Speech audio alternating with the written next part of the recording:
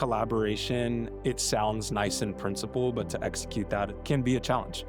It takes multiple individuals, churches, nonprofits, like passionate people saying, hey, we're committed to making this work.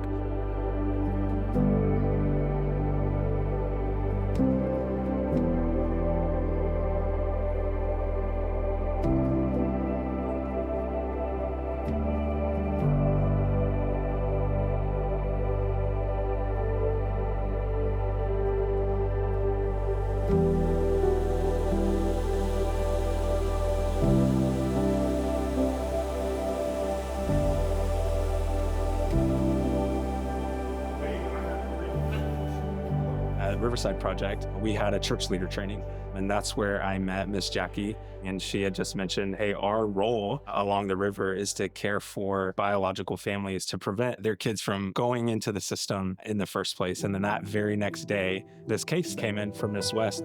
Miss West at the time was a 19-year-old who had just recently aged out of foster care. She had a 7-month-old and had just recently moved into an apartment where she had nothing but an air mattress. When Chandler called me, I just knew that it was divine from God, that he wanted us to help Miss West.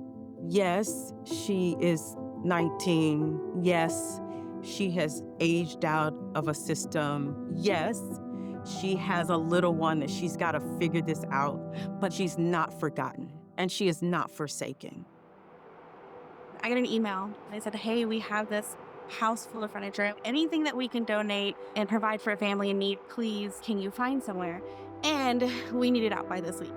I reached out to Chandler and he said, actually, I have somebody that needs a house full of furniture. And so let me see what I can do. Let me make the connection.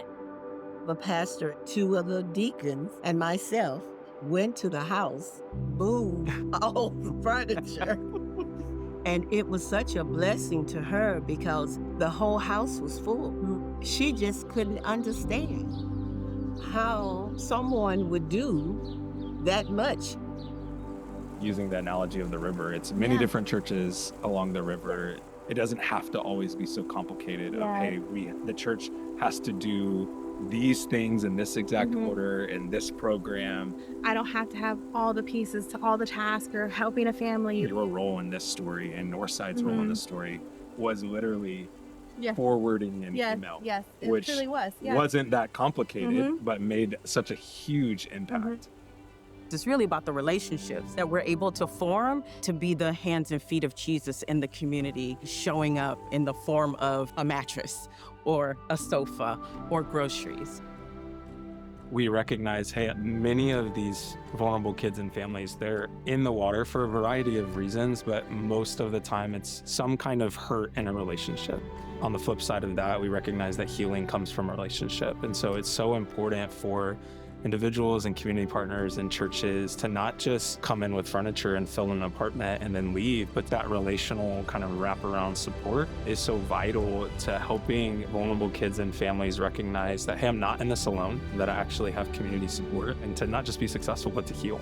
It's a wonderful opportunity for Harvest and other churches to step in and come alongside, right? To say that you're not alone.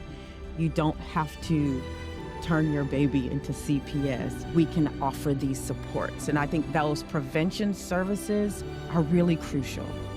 So we can get in the river, come alongside of you, and love on you, and let you know, baby, let's get out this river. That's it. Forever. One can chase 1,000, right? But can you imagine if we had multiple churches, all of the same heart and mind to serve? Imagine we don't have to go after and support one family. We could take on a region of foster care or something even greater, right? And again, the mission remains the same, to serve, to show and demonstrate the love of Christ. And that's all.